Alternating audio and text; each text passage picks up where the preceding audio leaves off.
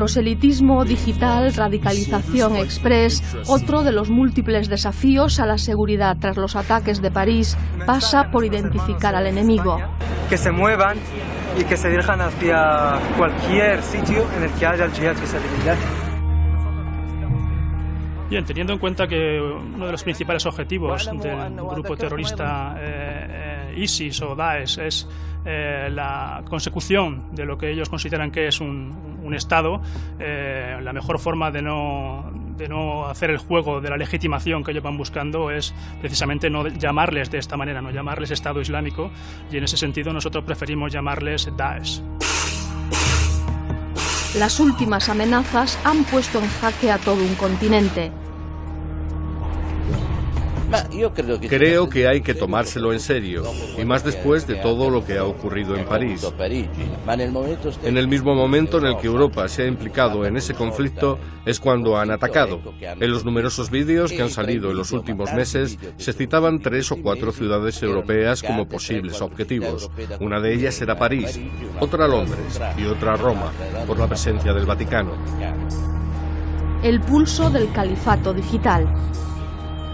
Que se les viene a transmitir el mensaje de que son totalmente vulnerables, donde quiera que estén, da igual que sean en un país musulmán o no.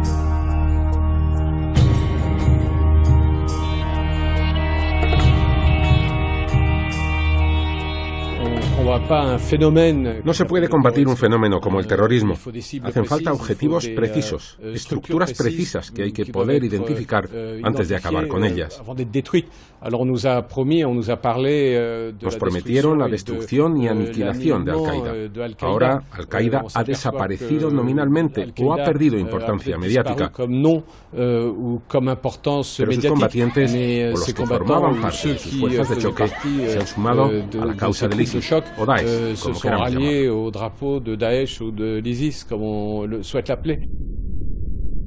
Sus huestes pueden ser letales. Si estudiamos las biografías de estos yihadistas, son todas un poco iguales. Casi todos, en realidad, empezaron siendo pequeños delincuentes. No son grandes marginados o gente que viva en condiciones desesperadas. Son personajes que buscan en el yihadismo una especie de salvación, una justificación incluso para sus propias acciones. Hay que decir que sobre todo en las barriadas, con la segunda y tercera generación de inmigrantes, un cierto islam fundamentalista ha encontrado seguidores, porque de algún modo, con su ideología rosa, ha sustituido las ideologías del siglo XX, que habían perdido fuelle y vitalidad. El desafío es tal que cualquiera podría estar financiando Daesh incluso sin saberlo, como nos revelaban fuentes de inteligencia del país puntero en un congreso sobre el tema.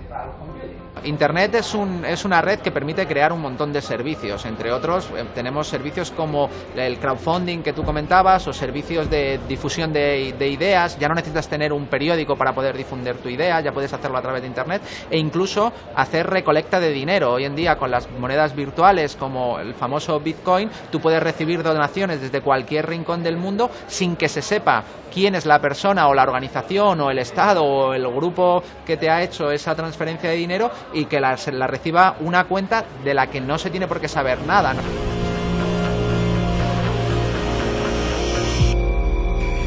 Frenesí diplomático y bombardeos aéreos contra pozos y convoyes de petróleo que los terroristas pretenden vender a mitad de precio.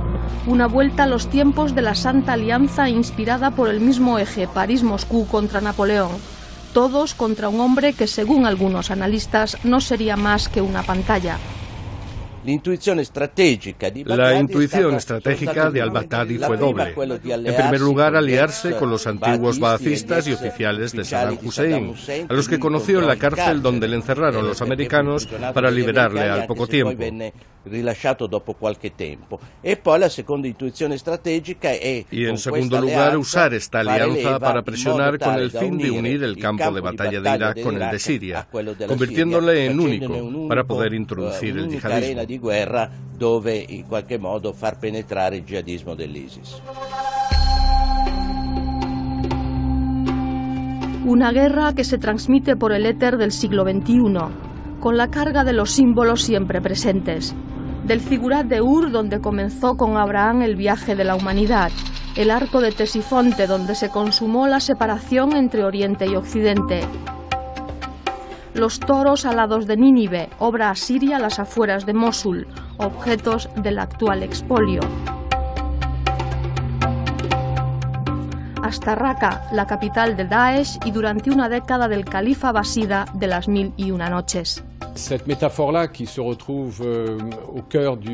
metáfora está en el centro de la novela que he escrito, pero también ayuda a explicar un recorrido político, un recorrido marcado por el uso de la religión con fines políticos y que hoy volvemos a encontrar en las sociedades en las que efectivamente las clases sociales o los grupos sociales se identifican con corrientes religiosas o etnias religiosas para librar una batalla que muy a menudo es una lucha política, por el reparto de la riqueza, del poder, de los bienes habidos y por haber, del control de los recursos energéticos.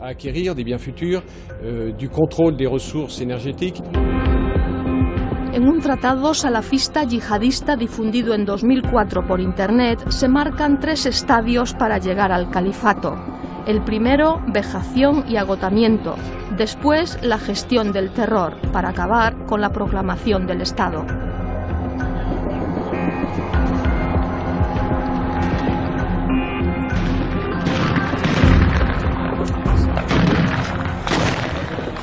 Esto lo que ha provocado es que tengamos que hacer un esfuerzo cada vez mayor con todos los países de nuestro entorno, no solamente europeos, sino de todo nuestro entorno, también del norte de África y demás, por potenciar y estrechar mucho más los lazos de colaboración, los canales de colaboración policial internacional, porque efectivamente el tiempo cada vez cuenta más en este tipo de amenazas y estamos tendiendo a reducir los formalismos, a aumentar la velocidad de los intercambios de comunicación, aumentar la fluidez, aumentar la profundidad, a hacer cada vez más reuniones de analistas y todo tipo de colaboración para estar todos en esta misma lucha.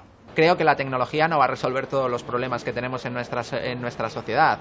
Nosotros somos expertos en seguridad y estamos trabajando en este área, algunos con unos ideales, como es el caso de Anonymous, pero hemos visto que se han utilizado otras técnicas para acabar con este tipo de conflictos, incluso la guerra, los bombardeos, etcétera, y que han servido para poco, ¿no?, en los últimos 30-40 años que llevamos con este conflicto que se ha ido acrecentando. Entonces, yo creo que ponerle a Anonymous o a la tecnología la responsabilidad de solucionar este problema es un poco exagerado.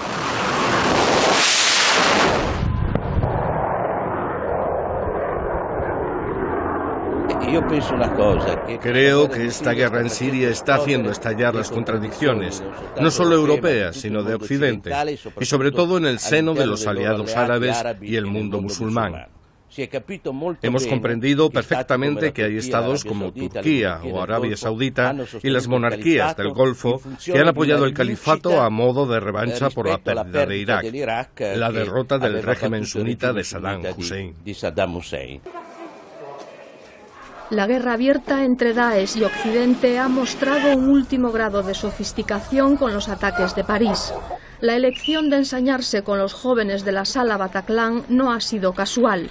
Coincidiendo con la reunión del G20 y las conversaciones de Viena sobre Siria, sembraban el terror justo en el mismo tramo del Boulevard Voltaire por donde habían caminado los líderes mundiales tras los atentados en la capital francesa del pasado mes de enero. Un puñado paralizaban un continente.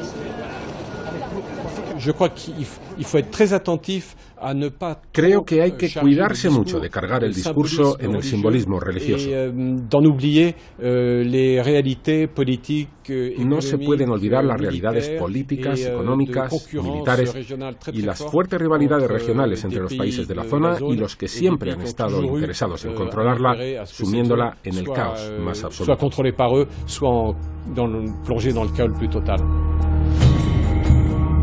Despertando el nuevo leviatán de las fronteras, la soberanía, la seguridad.